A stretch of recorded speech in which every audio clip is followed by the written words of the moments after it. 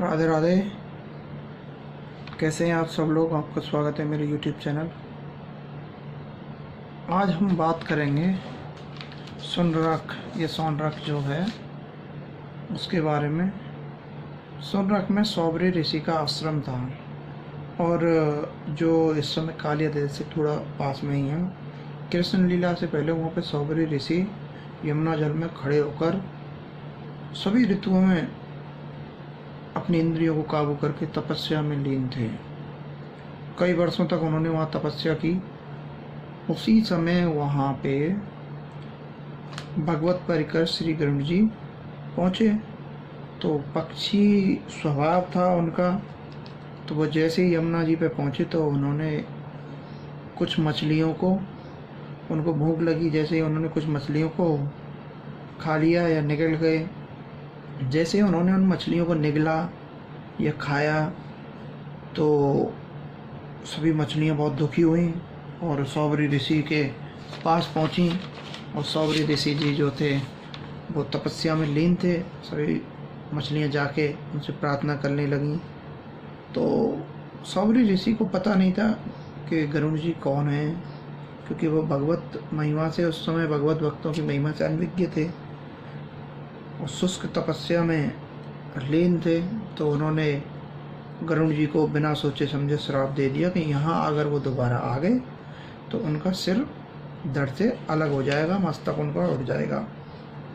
परम भक्त के साथ ऐसा करने से, गरुड़ जी भी परम भक्त थे, तो उनके सौबरी ऋषि जी तपस्या कर रहे थे, उन्होंने श्राप दिया। तो परम भक्त के साथ उन्होंने ऐसा श्राप दिया कि उनके मन में भोग की कामना, संसार भोग की कामना पैदा हो गई। वो यमुना जल से निकल आए और यमुना जल से निकलकर सुंदर नवयुवक बनकर नवयुवती से विवाह संपन्न किया। हजारों वर्षों तक भोगों में लिप्त रहे और इधर भगवत इच्छा से कालिया नाग अपने परिवार के साथ महापराक्रमी गरुड़ से सुरक्षा के लिए, क्योंकि गरुड़ जी से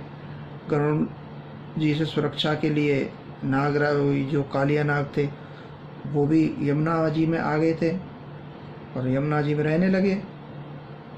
तो यमुना जी में रह रहे थे तो कालिया नाग बहुत जहरीला था, तो इनके विष के कारण पूरी मछलियां जो थी यमुना जी की वो ख़त्म हो गई। तो आपको कहानी से पता चल रहा होगा, क्योंकि मछलियों ने अपराध किया था, उनकी वजह से गरुड़ जी को श्राप लगा।